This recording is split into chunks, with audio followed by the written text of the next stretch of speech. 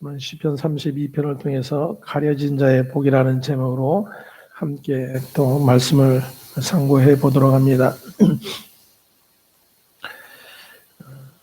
우리가 살아가면서 수많은 복을 우리가 얻기를 원합니다. 인간들은 자신의 인생을 통해서 그리고 살아간 모든 삶의 테두리 안에서 자신들이 복이라고 여겨지는 것들이 자신의 인생 가운데 채워지기를 소망을 하죠. 하나님의 백성들 역시 예외는 아닐 것입니다. 그래서 자신들이 복이라고 여겨지는 어떤 것들을 하나님 앞에 간구하며 그렇게 하나님이 주실 복을 기대하고 소망하는 그런 모습들을 보게 됩니다. 오늘 이 32편 이 시는 다윗이 밧세바를 범한 후에 하나님의 은혜가 무엇인지를 깨닫고 난 후에 이렇게 하나님 앞에 기도하며 찬송한 그런 내용으로 알려져 있습니다. 무엇보다도 다윗의 그 일생을 우리가 살펴보게 되면 그 다윗의 일생 가운데서 우리가 흔히 여기는 복이라고 복 있는 삶이었다, 복된 자리였다라고 여겨질 때를 우리는 언제로 생각을 할 수 있을까요? 다윗이 복 있는 사람이다, 정말로 복 받은 사람이다 라고 여겨질 수 있는 다윗의 일생 안에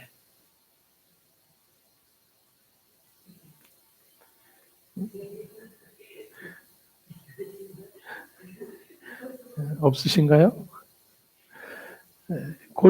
골리앗을 물리친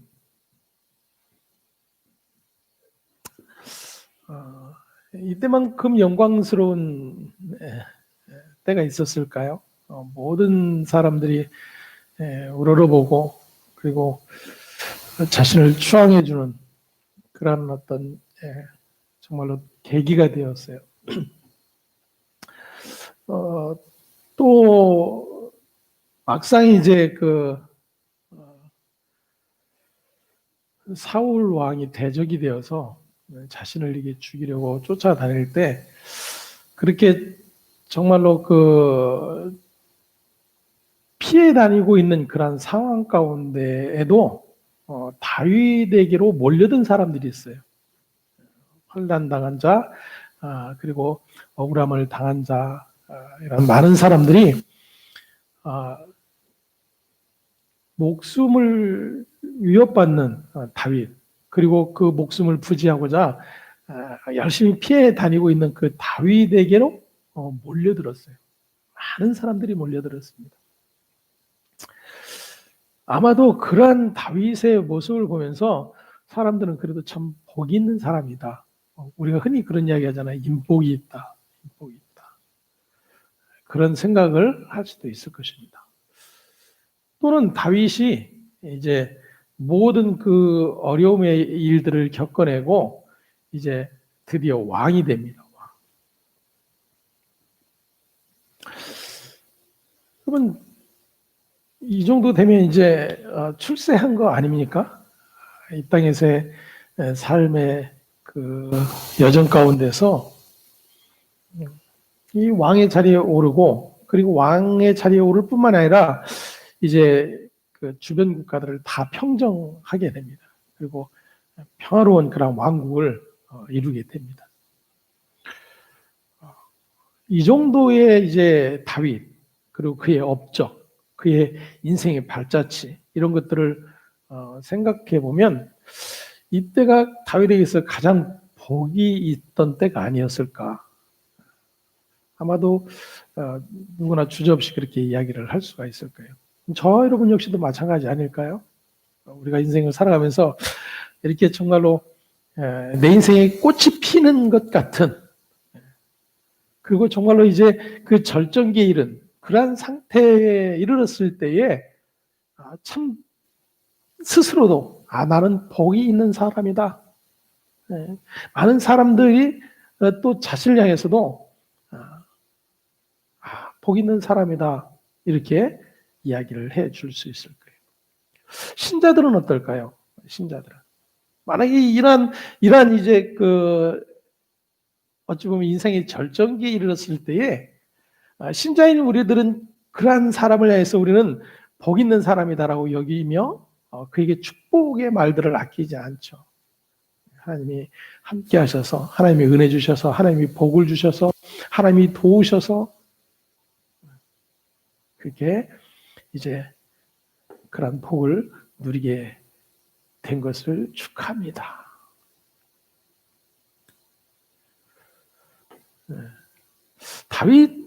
다윗은 어땠을까요? 다윗은 아마 스스로도 이러한 이 여정들을 지나면서 그것을 복으로 여길 수 있었을 거예요. 그리고 그러한 자리에 있을 때마다 하나님이 자신과 함께 하시고 자신을 도우신다라는 그러한 믿음의 고백도 있었을 거예요. 자, 그렇다면 이제 그 절정기에 이르렀던 왕의 자리에 있던 다윗이 밧세바라고 하는 여인으로 인해 한순간에 모든 것이 무너져버리는 그러한 일을 경험을 하게 됩니다. 그때까지도 다윗은 몰랐어요. 그것이 자신이 무너지는 일이고 하나님의 은혜의 자리에서 멀어지는 일인 것을 전혀 인식하지 못했어요. 왜냐하면 당시의 문화적인 부분으로만 봐도 왕이 그렇게 자신이 원하는 어떤 여인들을 취하는 것은 일반적인 그런 모습이었어요. 그래서 많은 후궁들도 두고 정략 결혼도 하고 그랬죠. 그래서 자신은 이것을 크게 여기지 않았어요. 그리고 그러한 결과로 인해서 이제 점점점 자신의 어떤 부끄러움들이 드러나자 그것을 감추려고 계속해서 계획을 이어갑니다. 그래서 마침내 이 밧세바의 남편 우리아를 살해할 그런 계획까지 세워 놓습니다. 그리고 그것을 이제 실행에 옮기죠. 여기까지도 다윗은 전혀 자신이 지금 무슨 짓을 하고 있는지조차 느끼지 못한 그런 상태였어요. 그러한 다윗에게 하나님께서 선지자를 보내십니다. 나단 선지자를 보내서 지금 내가 무슨 짓을 하고 있는지, 내가 지금 어떤 상태에 있는지 그것을 하나님께서 적나라하게 드러내십니다. 그때의 다윗이 정신이 번쩍 들었죠. 자신이 지금 하나님 앞에서 어떤 모습인지가 너무나도 분명해졌어요. 이전에 그토록 하나님의 모든 말씀과 또 하나님이 행하시는 일들에 자신의 어떤 뜻도 포함되지 않으려고 노력했던 그런 모든 애씀들이 한순간에 다 사라져버리고 이제는 하나님의 심판만을 남겨두고 있는 그러한 상태가 되어버렸습니다.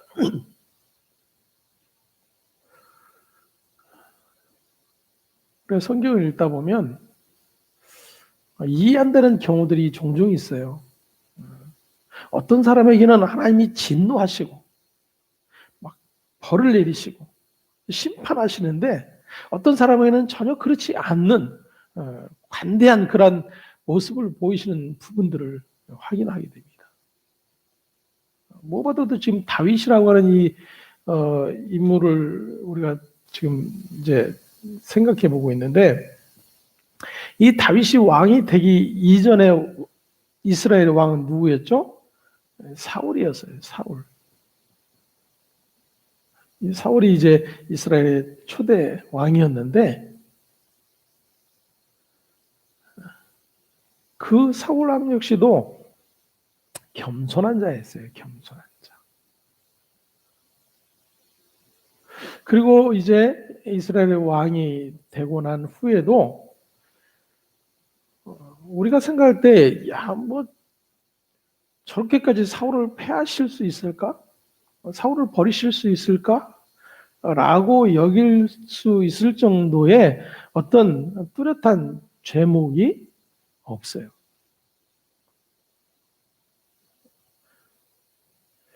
하나님이 크게 사울의 인생에서 찾으시는 죄가 뭐였죠? 사울에 대해서 찾으신 죄. 불순종이죠, 불순종.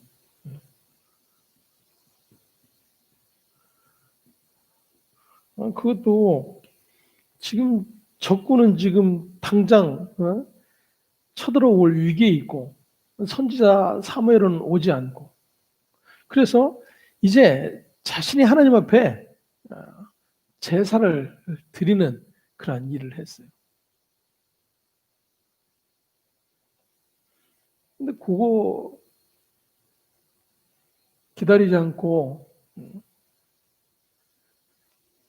제사했다라고 하나님의 말씀을 듣지 않은 죄로 취급을 하고 사울을 아예 사울과 그 가문을 이스라엘 백성에게서 빼내버리는 그런 엄청난 일이 벌어져요. 그의 사울 왕에 비한다면 여러분 저와 여러분은 어떨까요?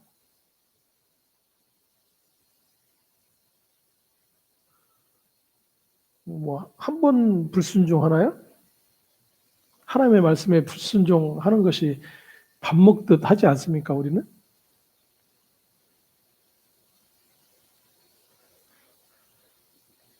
더군다나 다윗은 간음과 살인 계획과 그리고 살인 교사와 살인을 저질렀어요. 근데 이상하게 하나님은 이 사울이 그 한번 불순종했다라고 해서 그를 폐위하시고 이스라엘에서 빼내버리시는 그러한 엄청난 심판을 하심에도 불구하고 다윗에게는 너무나도 관대한 그러한 모습을 보여주고 있어요.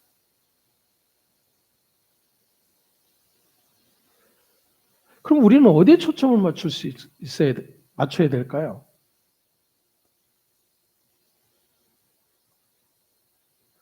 좀 이상하지 않나요? 근데 성경을 보면 이런 경우들이 비일비재해요. 신약에서도 보면 동일한 성령 충만함을 입은 제자들인데 어떤 이는 목 베어 죽임을 당하고 돌로 쳐 죽임을 당하고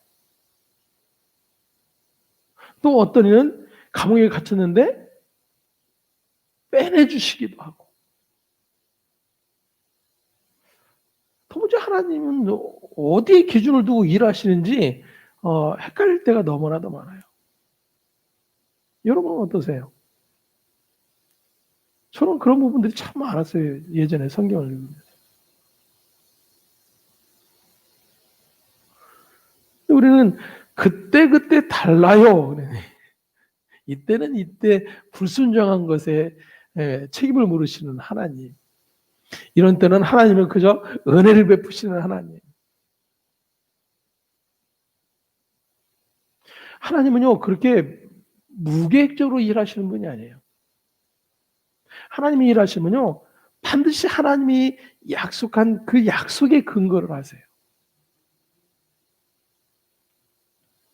그래서 지금 이 시편 32편을 통해서 지금 다윗이 고백하는 그 고백 안에 무엇이 담겨져 있는가를 우리에게 가르쳐 주고 있다라는 거예요. 우리 1절 다시 한번 함께 봉독합니다. 허물의 사함을 받고 자신의 죄가 가려진 자는 복이 있도다. 아멘. 제가 볼 때 성경을 통해서 다윗의 인생 가운데 가장 복이 있었던 때가 언제였을까를 이야기하라고 한다면 저는 이 밧세바와의 이 간음 사건 이후에 그 하나님의 은혜가 무엇인지를 깨달았을 때, 그때가 다윗에게 있어서 다윗의 인생에서 가장 복이 있는 때라고 저는 말을 할 수가 있을 거예요. 그게 하나님의 은혜 안에 있는 자의 복이에요.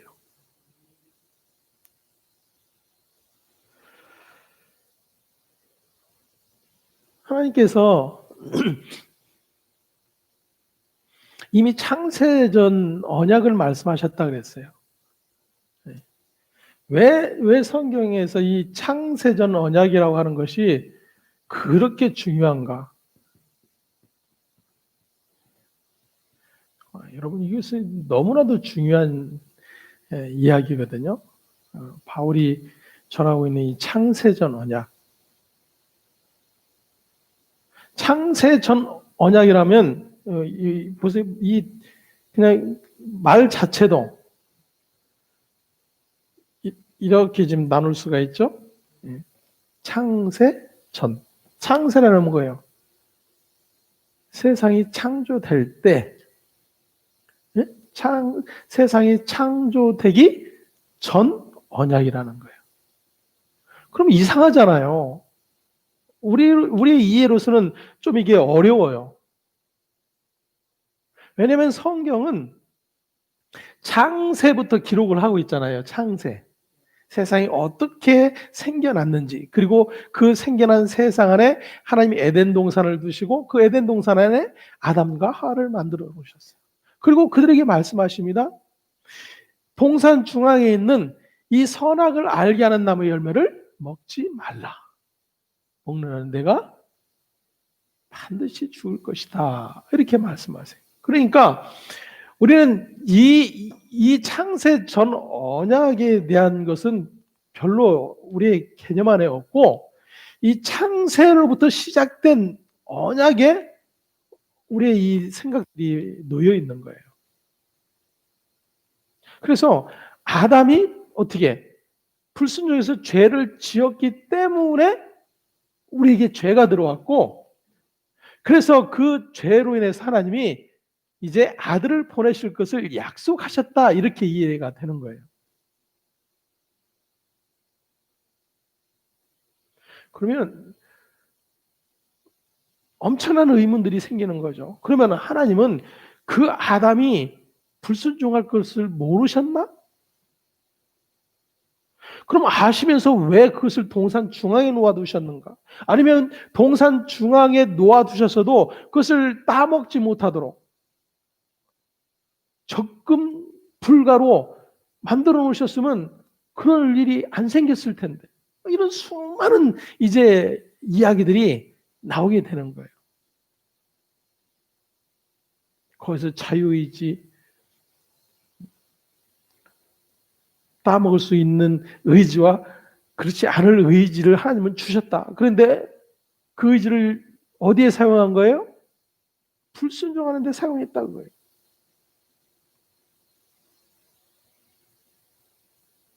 때문에 하나님은 이렇게 이해되는 거예요.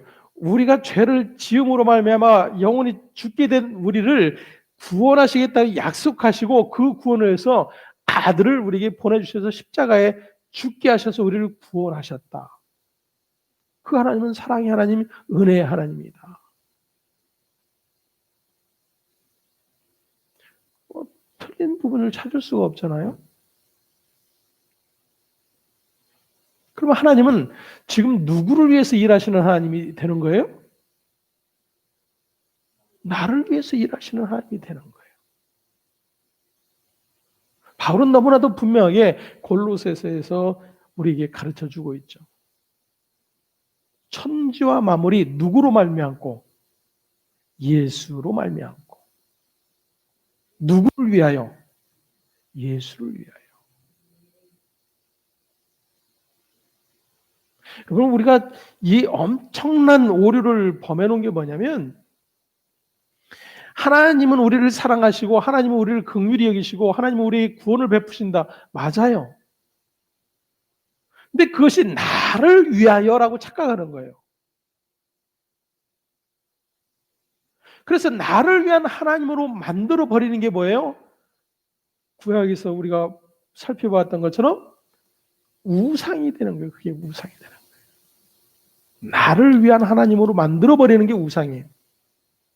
성경은 하나님이 계획하시고 하나님이 약속하신 일들을 하나님이 어떻게 이루시는지를 우리에게 가르쳐 주시는 거예요. 여러분 그 얘기가 그 얘기인 것처럼 느껴지신다면 잘 이게 분별을 해보셔야 돼요. 엄청나게 다른 거예요. 근본 자체가 다른 거예요. 그래서 창세 후에 주어진 언약이 아니고 창세 전에 주어진 언약이에요.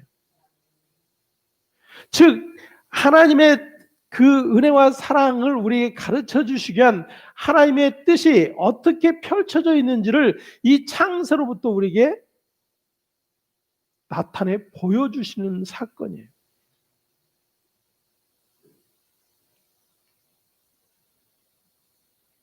때문에 지금 다윗에게 있어서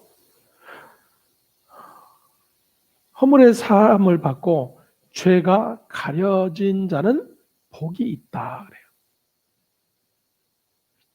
그 하나님의 은혜를 알게 된 자의 온전한 고백인 거예요.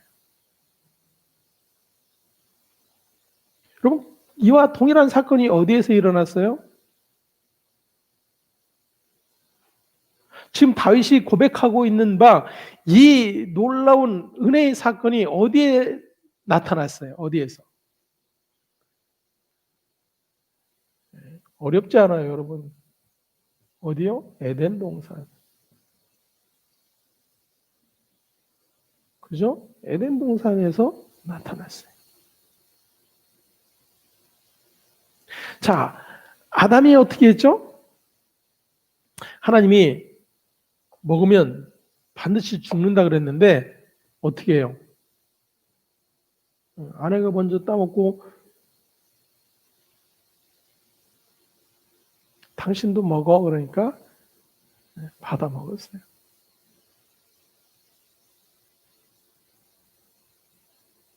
지금 다윗에게 있어서 이 가늠과 그 살인의 모든 사건들이 죄의 결과로 나타난 하나님 앞에서 마땅히 심판받아 마땅한 그 죄의 목록이라면 아담과 하와 역시도 어때요? 하나님의 말씀에 불순종함으로 그 하나님의 심판 반드시 죽으리라 말씀하신 그 말씀대로 실행이 되어져야 돼요.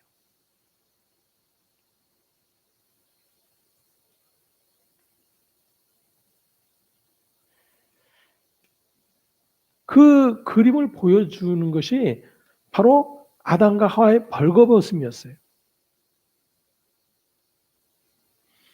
자, 아담과 하와가 선악과를 따먹기 전에 벌거벗었을까요? 안 벗었을까요?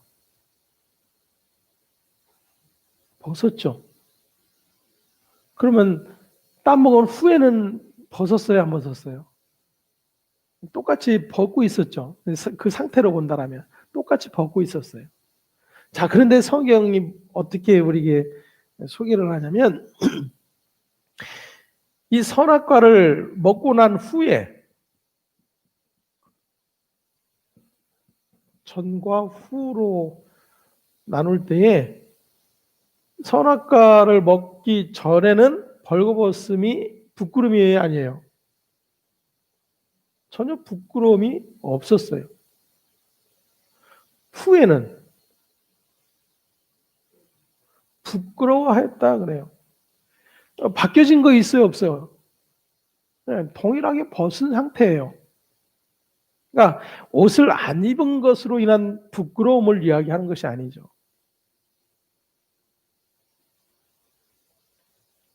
하나님과의 관계 안에서 부끄러움과 부끄럽지 않음을 이야기하고 있는 거예요.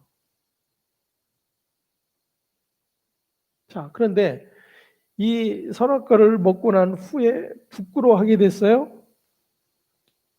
그래서 그 부끄러움을 자신들이 무화과잎으로 치마를 만들어 가리우려고 했어요.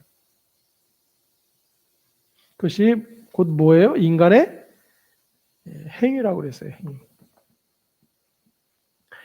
자, 이 인간의 이 행위가 이때로부터 끊임없이 계속되는 거예요.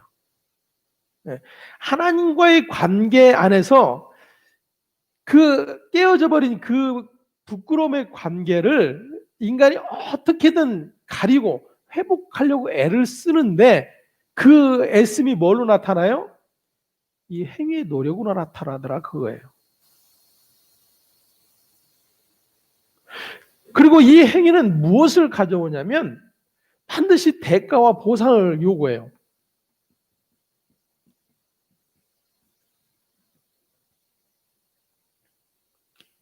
자, 보세요. 이 근본적인 부분으로 들어가 보면 지금 이 행위라고 하는 그 자체는 이미 하나님과의 관계가 깨어져 버린 상태에서 그 관계를 자기가 어떻게든 해결해 보려고 노력하는 일이잖아요. 그래서 그 행위로 인해서 그 관계가 회복이 될 수 있다라고 가정을 할 때에 그 회복이 되면 그에게서 대가 보상을 요구받을 수 있을 거예요. 하지만 어느 누구도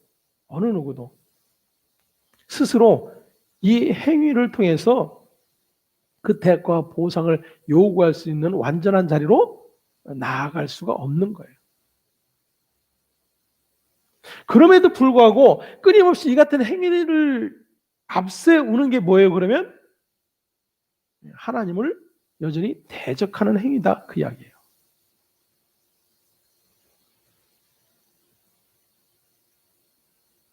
그죠? 자, 하나님께서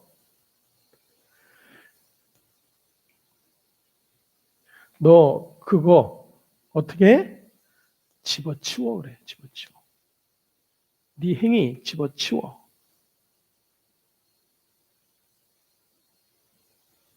하나님께서 내 행위를 버려, 내 행위를 집어치워라고 하시는 이유는 뭐예요? 그것은 불가능하기 때문에. 그래서 하나님이 대신 입혀주시는 거예요. 그걸 뭐라 그래요? 은혜라 그러는 거예요. 그걸 은혜라. 예.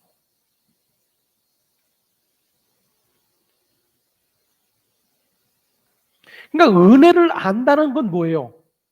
지금 이 설명을 통해서 우리가 그 하나님의 은혜를 아는 자가 되었다라는 것은 어떤 의미를 갖는 거냐면 내 모든 행위는 아무것도 이룰 수가 없고 하나님 앞에 내세울 근거가 되지 않는다는 것을 아는 거예요.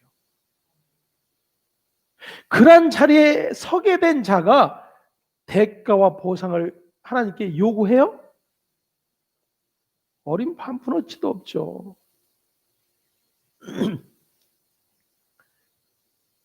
그래서 마태복음 20장에 포도원 품꾼의 비유를 주님이 설명을 해 주시는 거예요.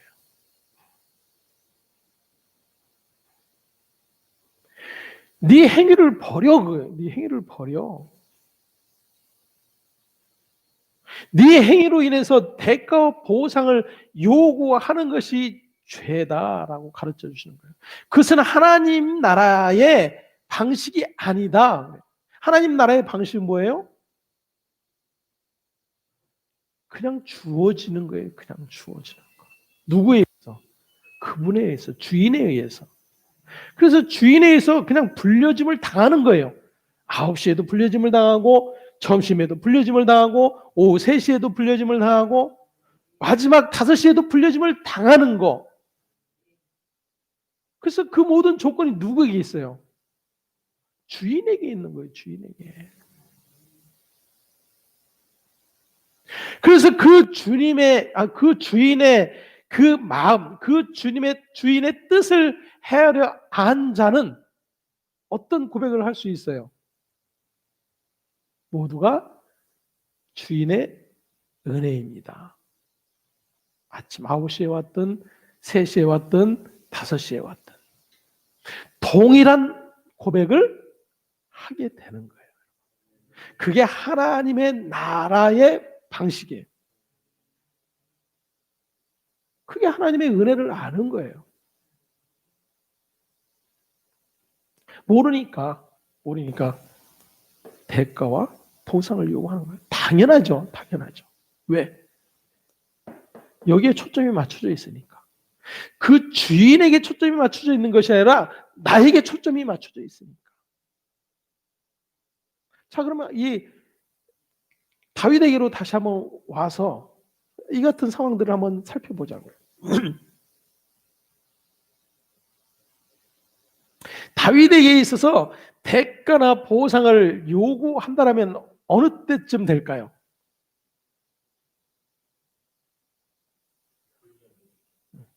골리앗을 누구의 이름으로? 만군의 여호와의 이름으로. 하나님의 이름을 영광스럽게 나타냈잖아요. 그리고 또 하나님이 기름 부으신 종을 자기의 손으로 결코 해하지 않겠다.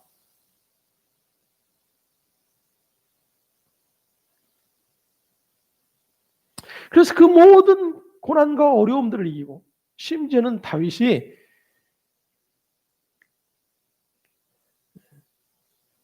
블레셋에게 들어가서 자신들이 원수잖아요. 거기서 종로도 타다시피 해요. 그리고 미친 사람 행세까지 합니다. 그렇게까지 하면서 신앙을 지키고 절개를 지키고 믿음을 지켰다라면 대가와 보상을 요구할 만하잖아요. 그렇지 않은 사람보다.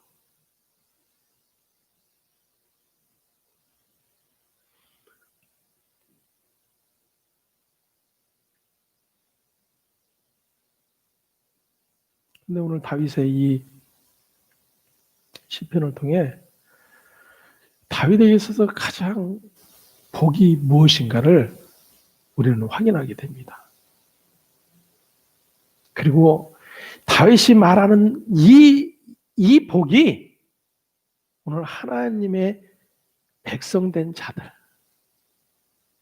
하나님의 교회된 자들이 동일하게 고백해야 될 유일한 복이에요. 자, 로마서 4장으로 한번 가보겠습니다.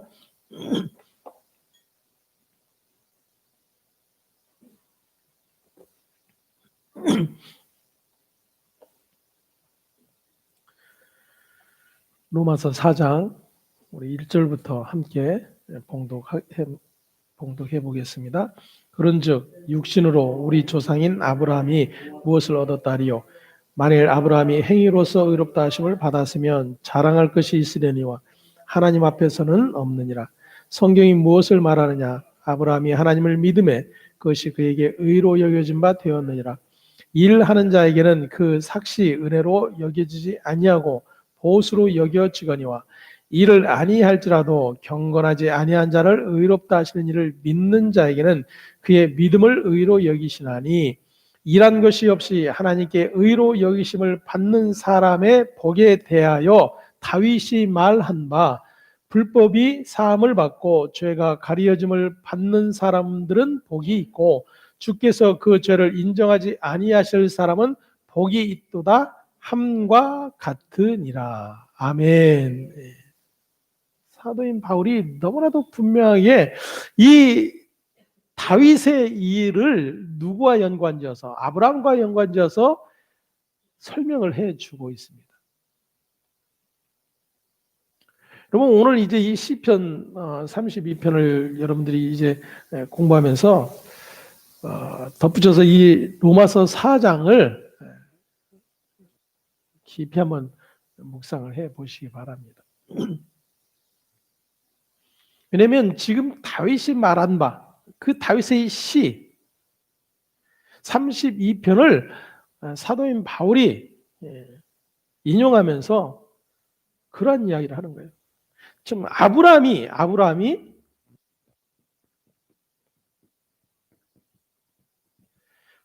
행위로서 의롭다함을 얻었다? 얻지 못했다 그래요.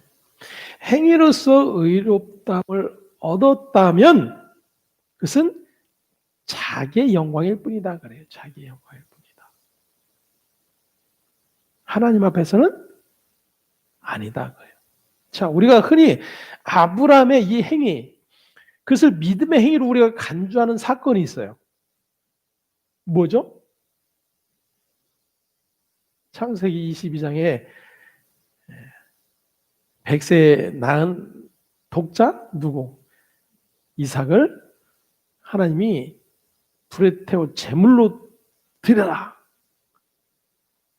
라고 했을 때 그 시험을 통과한 그 행위를 믿음으로 우리가 여겨요.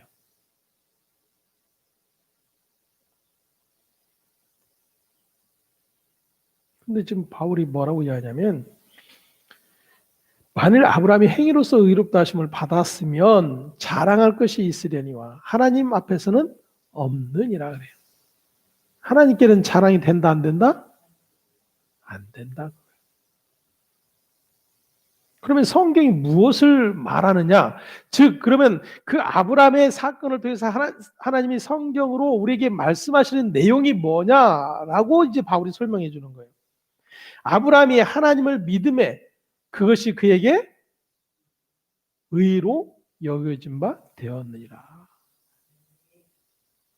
무엇이 그를 의롭다 칭하게 만들었어요? 믿음.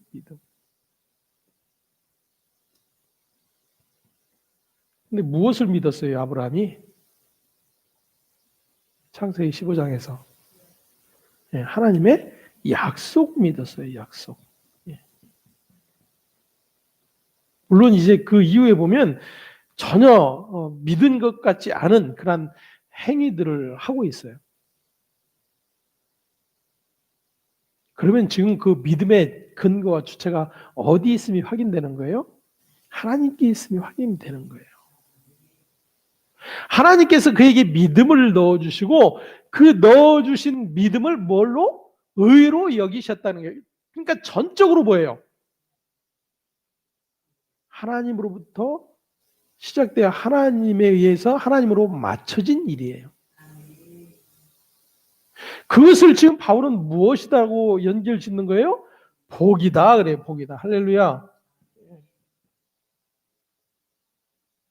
그래서 지금 다윗의 이야기를 끌어보면서 그 허물의 사함을 받고 죄가 가려짐의 복, 그것이 뭐예요?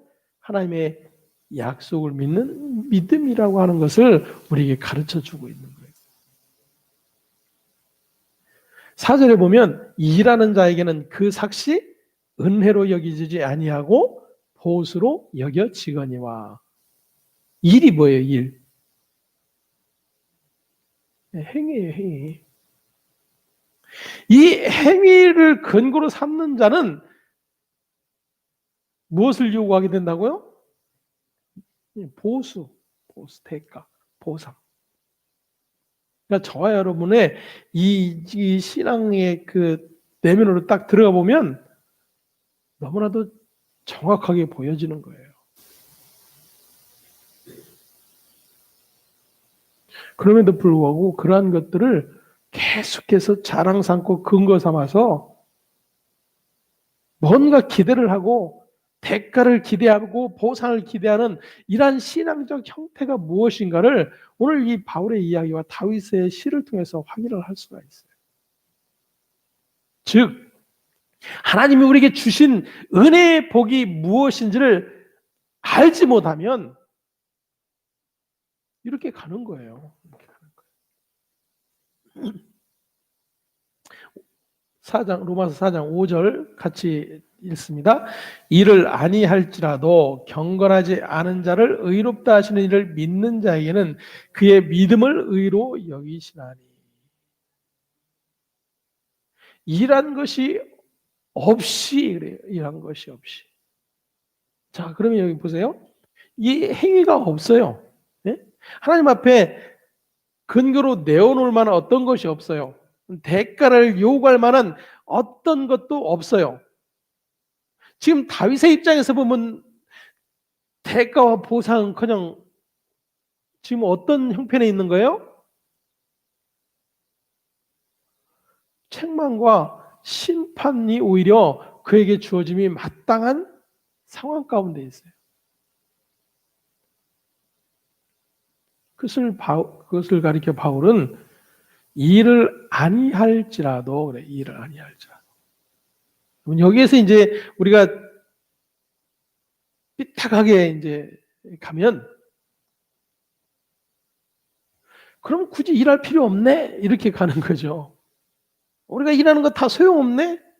여러분 그 말인즉슨 나는 여지껏 무엇을 근거 삼았다는 거예요? 이거를 근거 삼았다는 너무나도 명백한 증거가 되는 거예요. 하나님 앞에서는 핑계할 것이 없어요, 우리가.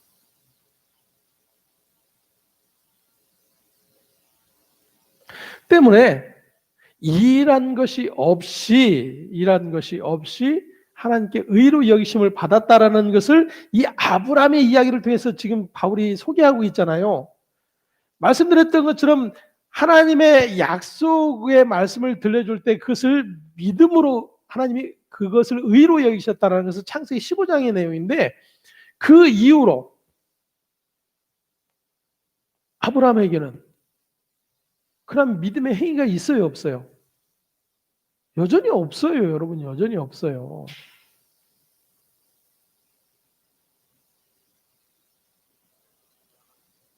그래서 자꾸만 우리는 창세기 22장에서 아브라함이 믿음으로 드린 그 이상의 사건을 그 믿음의 절정으로 놓고 있는 거예요.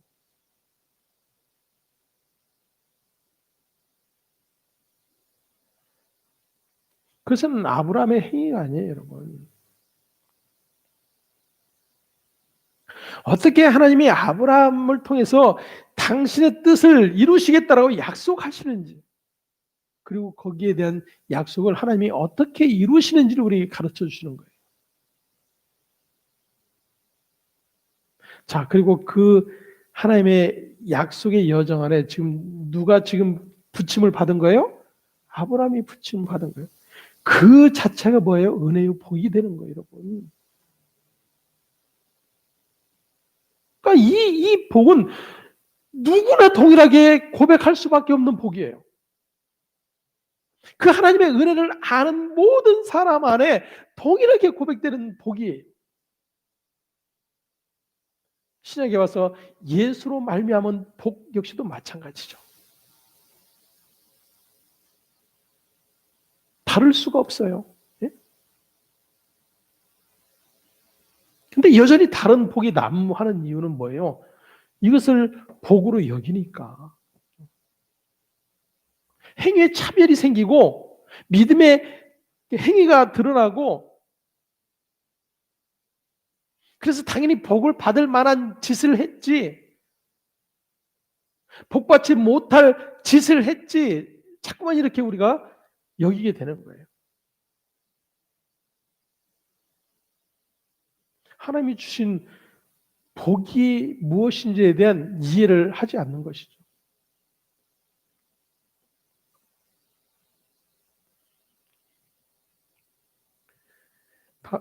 바울이 말하고 있는 이 일이라고 하는 것은 율법적 행위를 의미하는 말이며 삭시라고 하는 것은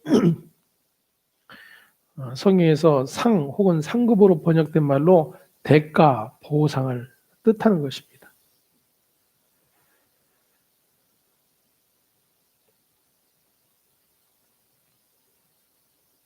자, 그럼 보세요. 하나님의 백성들이 그리고 신약에 예수 그리스도를 믿는 신자들이 계속해서 이 같은 자리에 있게 된다면 그것이 지금 무슨 일을 하고 있는 것인지. 예수님의 제자들을 통해서도 우리가 살펴보았어요.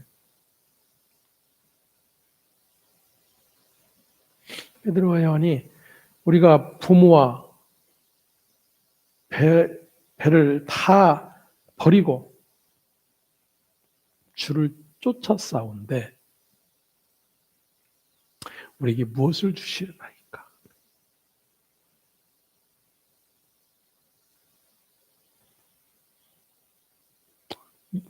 너무나도 분명한 그림이잖아요. 부모를 버리고 자기의 모든 삶의 근거지도 버리고 뭐예요? 행위요, 행위. 자, 그렇게 내 행위가 있는데 이제 거기엔 대가와 보상을 어떻게 해주시겠습니까? 라고 예수님께 말하는 거예요.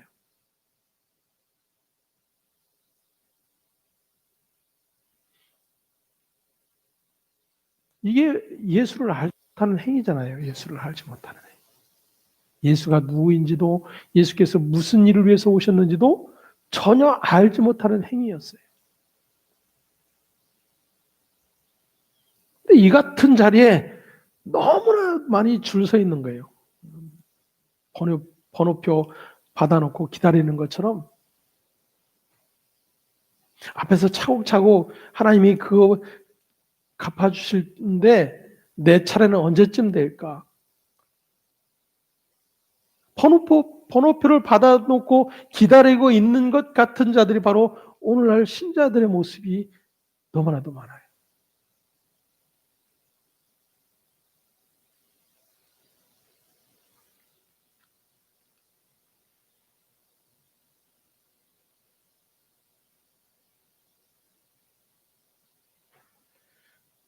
그래서 다윗이 말한 바 불법이 사함을 받고 죄가 가려짐을 받은 사람들은 복이 있고 주께서 그 죄를 인정하지 아니하실 사람은 복이 있도다. 아멘. 자, 그러면 불법과 죄의 자리에 있는 게 누구예요? 불법과 죄의 자리에 있는 게 다윗이에요?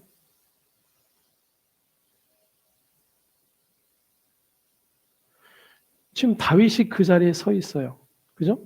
다윗이 그 자리에 서 있고 누가 또 그 자리에 서 있어요? 아담이 그 자리에 서 있어요. 그렇다면 성경은 지금 계속해서 그 서 있는 자리에 누가 있으면 우리에게 지금 고지하고 있는 거예요? 저와 여러분이 있는 것을 고지하고 있는 거예요.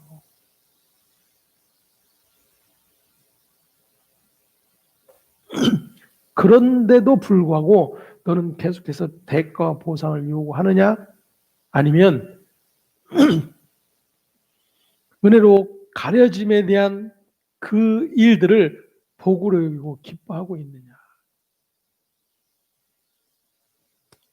흔히 우리가 그런 이야기 하잖아요. 하나님이 누구를 찾으실까? 하나님이 누구를 기뻐하실까?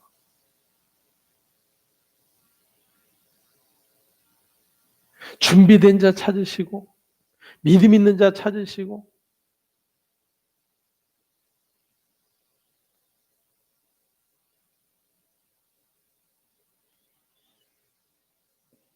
여전히 근거를 우리 자신들에게 두는 그러한 일들이에요.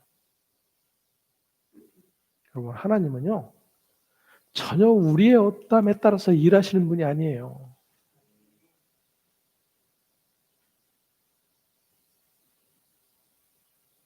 당신의 뜻을 이루는 일에 다만 필요에 따라서 적시적소에 그냥 놓아두실 뿐이에요. 네? 그래서 내가 이 자리에 있을 수도 있고 저 자리에 있을 수도 있는 거예요.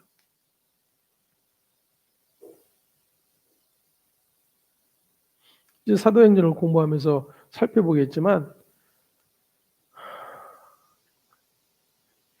베드로와 요한이 죽으시고 부활하신 예수를 전하는 일로 옥에 갇혔어요. 그리고 교회는 그를 위하여 간절히 간구했다, 기도했다 그랬어요.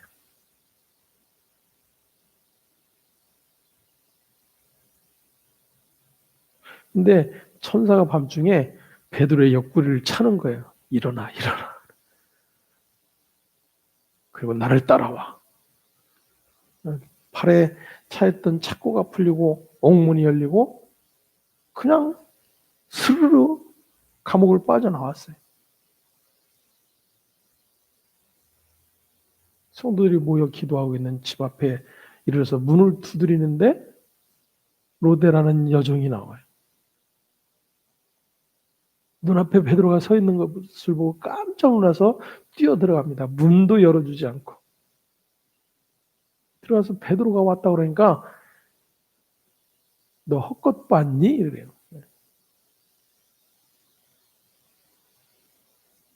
계속해서 문을 두드리자 나와서 문을 열고 베드로가 있는 것을 보고 깜짝 놀라며 함께 기뻐하고 하나님께 영광을 돌렸다 그래요.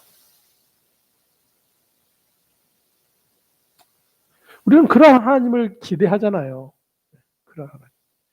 열심히 기도하면, 교회가 기도하면, 합심해서 기도하면 하나님이 이런 일을 이루어 주실 줄로 믿습니다.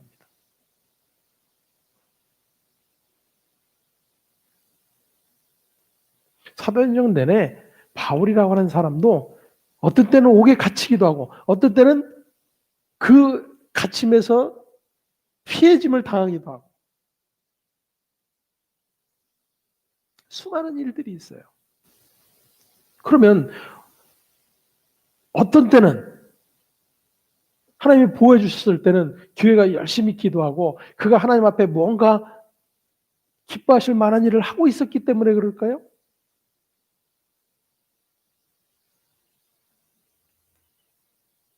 우리는 너무나 하나님의 일하심의 모든 근거들을 하나님께 두는 게 아니고 우리 자신들에게 두는 거예요.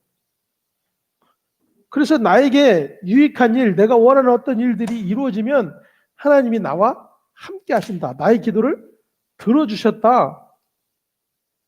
그렇게 믿는 거죠, 우리가.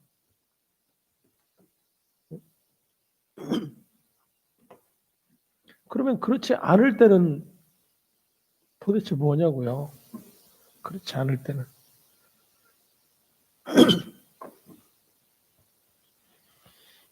저와 여러분은 우리의 믿음의 근거를 하나님께 두는 거예요.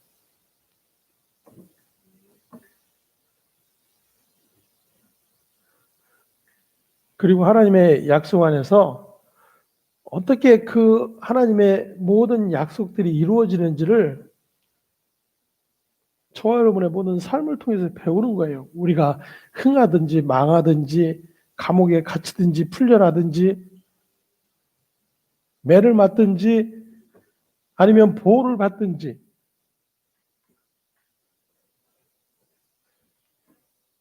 그 하나님의 일하심과 그 하나님의 은혜를 알아야 모든 상황 가운데서도 하나님을 위해서 하나님의 일하심을 찬송하게 되는 거예요.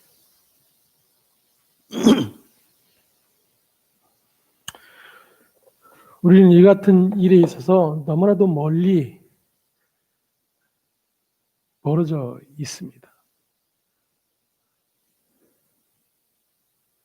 계속된 그런 속삭임들.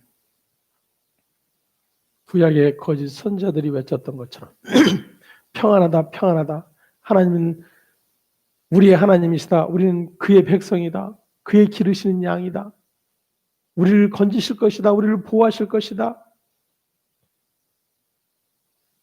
그러한 수많은 나를 위한 그러한 복의 이야기들을 들음으로 정작 하나님이 복으로 말씀하시는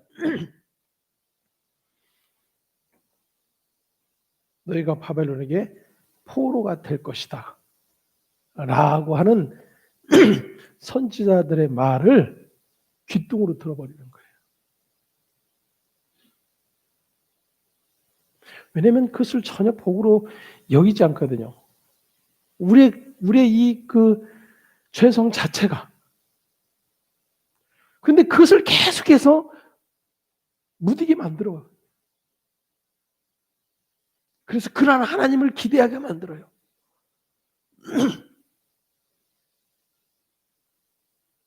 때문에 자신의 벌거벗음이 무엇인지조차, 자신의 부끄러움이 무엇인지조차도 깨닫지 못하는 무지한 백성으로 만들어버리는 거예요. 하나님과의 관계가 깨어져 버리고 틀어져 버리고 그 하나님의 뜻과는 멀어져 있음에도 불구하고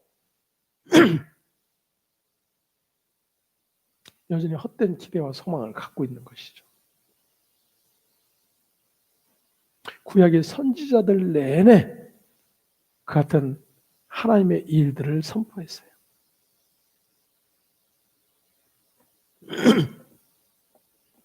하박국 선지자를 통해서 우리가 볼 수 있듯이 주여 주의를 속히 행하소서, 수년 내에 부흥케 하소서. 이 같은 그 선지자의 고백이 무엇을 말하는지조차도 우리는 그 내용을 바꿔버려요. 선지자는 하나님이 계획하신 그 일, 이스라엘을 망하게 만들고 바벨론으로 포로로 보내시겠다라고 하는 그 하나님의 일을 속히 이루소서 그래요. 그럼 그게 뭐예요? 부흥이에요. 그게 부흥. 하박국이 말한 부흥.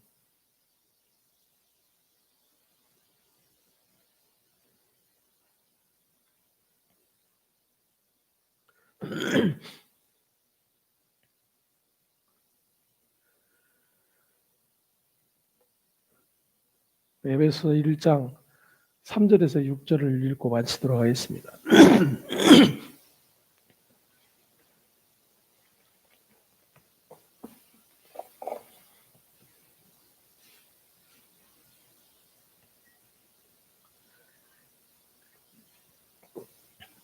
에베소서 1장 3절에서 6절 함께 봉독합니다. 찬송을 하로다 하나님 곧 우리 주 예수 그리스도의 아버지께서 그리스도 안에서 하늘에 속한 모든 신령한 복을 우리에게 주시되 곧 창세전에 그리스도 안에서 우리를 택하사 우리로 사랑 안에서 그 앞에 거룩하고 흠이 없게 하시려고 그 기쁘신 뜻대로 우리를 예정하사 예수 그리스도로 말미암아 자기의 아들들이 되게 하셨으니 이는 그가 사랑하시는 자 안에서 우리에게 거저 주시는 바 그의 은혜의 영광을 찬송하게 하려는 것이라. 아멘. 이것이 성도의 찬송의 자리입니다. 모든 선지자가 이 일을 말하였고 사도들이 이 일을 말하고 있습니다. 그리고 그 모든 일들이 하나님께서 아들을 통해서 이뤄내신 하나님의 은혜의 일인 것을 또다시 확인하게 됩니다. 오늘 다윗이 말하는 바 가려진 자의 복, 그 허물과 죄됨이 무엇인지를 우리가 또다시 확인하고 그렇게 하나님과의 관계가 깨어져 버리고 그래서 끊임없이 내가 스스로 하나님 되어 살아가고자 하는 저와 여러분의 인생 안에 하나님의 아들을 통해서 계획하시고 이루어내신 그 모든 생명의 자리에 우리를 불러내셨음을 또다시 확인하며 감사하고 기뻐할 수 있는 저와 여러분들 되어지기를 소망합니다. 기도합니다. 하나님 감사합니다. 오늘도 은혜의 부르심이 나로 말미암음이 아니요 내 뜻대로 되어짐도 아니요 내 노력과 애씀으로 이루어진 일도 아님을 또다시 확인합니다. 하나님 당신의 은혜의 사랑 안에서 그 긍휼과 은총의 사건 안에서 우리를 불러내셨고 그 부르심의 자리가 무엇인지를 우리에게 하나하나 가르쳐 알게 해주심을 인하여서 감사를 드립니다. 또다시 이렇게 하나님의 모든 언약의 말씀 안에서 하나님의 은혜와 사랑이 부어진 바 되었고 그 모든 하나님의 사랑과 은혜가 영원한 하나님의 사랑과 맞닿아 있는 놀라운 일인 것을 확인하며 또다시 찬송하며 예배합니다. 하나님 날마다 우리 안에 그렇게 하나님이 이루어 놓으신 일과 하나님이 약속하신 일들에 대한 것들을 배워감에 따라서 날마다 나의 모든 것들이 사라지고 참으로 예수 그리스도와 하나님의 은혜만이 찬송되어지는 복된 인생이 되어줄 수 있도록 은혜 베풀어 주시옵소서. 감사하고 우리 주 예수 그리스도의 이름으로 기도합니다. 아멘. 하늘에 계신 우리 아버지여 이름이 거룩히 여김을 받으시오며 나라의 마옵시며 뜻이 하늘에서 이룬 것 같이 땅에서도 이루어지이다. 오늘날 우리에게 일용할 양식을 주옵시고 우리가 우리에게 죄 지은 자를 사하여 준 것 같이 우리 죄를 사하여 주옵시고 우리를 시험에 들게 하지 마옵시며 다만 악에서 구하옵소서. 대개 나라와 권세와 영광이 아버지께 영원히 있사옵나이다. 아멘.